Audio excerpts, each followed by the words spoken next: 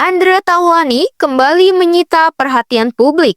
Namun, kali ini bukan karena canda tawanya yang selama ini mengisi layar kaca, melainkan karena kemarahan sebagai seorang ayah dan suami di tengah kisruh rumah tangga yang tak kunjung usai. Pada Senin, 4 Agustus 2025, Pengadilan Agama Tigaraksa kembali menjadi saksi dari kisruh panjang antara Andre Taulany dan sang istri, Rian Wartia Trigina, atau yang lebih dikenal sebagai Erin Taulany. Sidang perceraian yang telah berlangsung beberapa waktu ini mendadak memanas. Usai Andre secara terbuka mengungkap rasa kecewanya yang mendalam terhadap Erin. Pemicunya bukan hal baru dalam rumah tangga selebritas. Namun, yang membuat publik terhenyak adalah keputusan Erin untuk membawa dua anak laki-lakinya ke dalam sidang perceraian yang diduga sengaja dijadikan saksi atas permasalahan rumah tangga orang tuanya.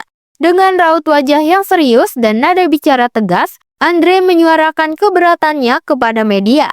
"Anak-anak saya tolak, tidak boleh ikut-ikutan dalam persoalan ini," ujarnya lantang. Bagi Andre, anak-anak yang masih tergolong di bawah umur tidak seharusnya dibebani persoalan rumah tangga yang pelik dan dewasa. Ia menyebut bahwa kehadiran Dio dan Kenzie di sidang sangat bertentangan dengan kesepakatan awal yang telah mereka buat.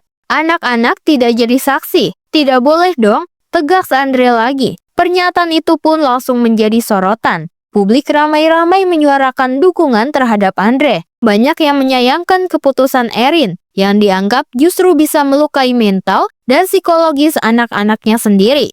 Sementara Andre memilih bersuara, Erin justru tampil berbeda. Dihadang awak media saat keluar dari gedung pengadilan, wanita berhijab itu hanya berucap singkat, "Jangan diikuti dulu ya," sambil berjalan cepat menuju kendaraannya. Terlihat jelas, wajah panik dan sikap menghindar Erin semakin mempertebal asumsi publik bahwa memang terjadi sesuatu yang tidak sesuai dengan kesepakatan awal antara kedua belah pihak. Humas Pengadilan Agama Tigaraksa, Muhammad Solahuddin, turut angkat bicara. Ia menegaskan bahwa berdasarkan aturan, anak-anak tidak diperkenankan menjadi saksi dalam sidang perceraian orang tua, kecuali mereka adalah kerabat dekat seperti bibi atau tante. Kalau anak, nanti bisa ada keperpihakan, jadi anak tidak diperkenankan, ujar Solahuddin. Lebih lanjut, ia juga menjelaskan agenda sidang hari itu. Pembuktian eksepsi dari pihak Erin yang mengajukan keberatan terhadap lokasi gugatan. Erin menolak sidang digelar di Tigaraksa karena merasa tidak tinggal di wilayah yurisdiksi tersebut. Sementara, dari sisi Andre, ini adalah gugatan cerai ketiga yang ia ajukan terhadap Erin. Gugatan pertama pada April 2024 sempat ditolak oleh pengadilan karena dinilai tidak memiliki bukti kuat adanya konflik. Andre pun mengajukan banding ke Pengadilan Tinggi Agama Banten, namun hasilnya tetap nihil. Kini, di tahun 2025, Andre kembali mengajukan talak cerai dengan tekad yang lebih kuat. Namun, jalan cerainya pun tidak mulus. Tidak hanya karena proses hukum, tetapi juga karena tarik-menarik keputusan yang menguras emosi dan melibatkan anak-anak mereka.